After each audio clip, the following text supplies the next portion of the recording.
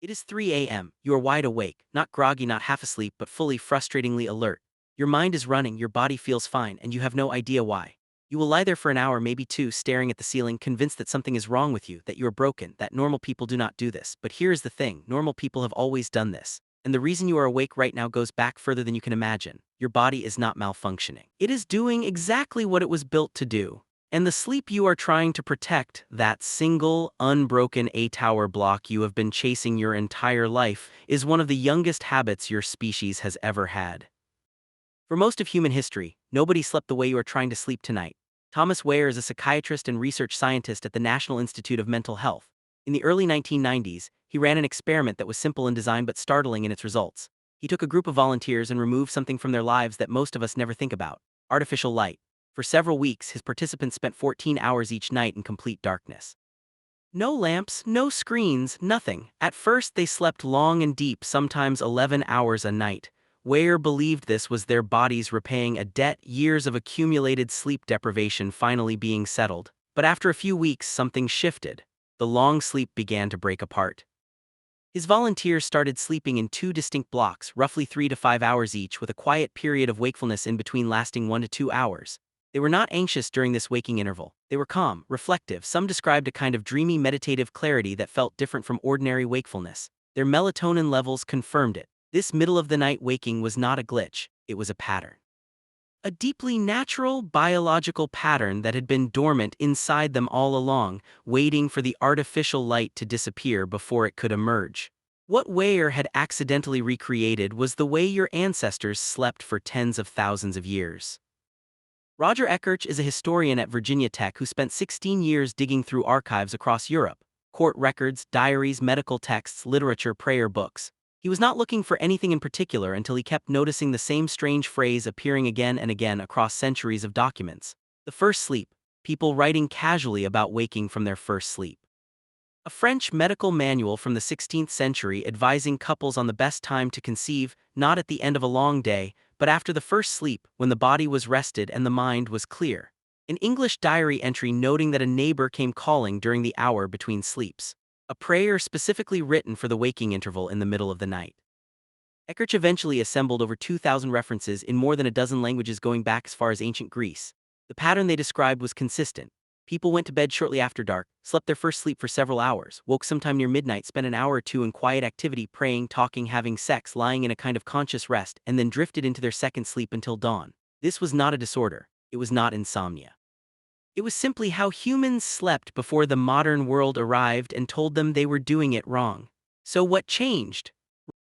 Russell Foster is a professor of circadian neuroscience at the University of Oxford and one of the world's leading researchers on sleep and the biological clock. His work has shown that the human body is governed by a precise internal timing system, set by light, that regulates almost every function from hormone release to body temperature to the timing of sleep itself. And when you flood the night with artificial light, first gas lamps in the 1800s, then electric light, then the blue-white glow of screens, you do not just push bedtime later. You fundamentally reshape the way the brain processes darkness. Before artificial light, darkness was absolute and it lasted 14 hours. Your brain had no choice but to respond to that darkness across the entire night. Melatonin rose, fell, and rose again. Sleep organized itself around that rhythm. The waking interval in the middle of the night was not dead time. It was a natural trough in the sleep cycle, a moment when the first surge of deep sleep had passed and the second had not yet arrived. Then the lights came on and stayed on. Darkness shrank from 14 hours to 8.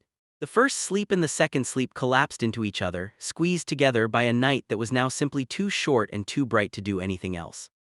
And the waking interval, that quiet, ancient hour in the middle of the night, got trapped inside the new consolidated sleep where it no longer made sense. It became insomnia. Think about what that means. The condition that millions of people treat as a medical problem. Something to be fixed with pills and sleep hygiene protocols and worry. The waking at 3 a.m., the inability to fall back to sleep, may not be a disorder at all. It may be a biological memory. Your body remembering something your modern life has made impossible to express. Ekirch himself has argued that the rise of sleep maintenance insomnia in medical literature coincides almost exactly with the period when references to the first and second sleep begin to disappear from historical records. Late 19th century. The electric light era. The moment when humanity stopped sleeping in two parts and started being told that anything other than 8 unbroken hours was a failure. Your body has not gotten the message. And here is where it gets stranger. The waking interval your ancestors experienced was not just a biological pause, it had a function. Wehr's volunteers described a state during their middle-of-the-night waking that felt different from ordinary consciousness. Calm, open, slightly euphoric. Brain scans and hormone measurements suggested this was a state of elevated prolactin, a hormone associated with a kind of peaceful, non-anxious wakefulness. Some researchers have speculated that this interval was when the dreaming brain and the waking brain were closest together, the border zone where memory consolidation happened, where the images from the first sleep were processed and absorbed before the second sleep began.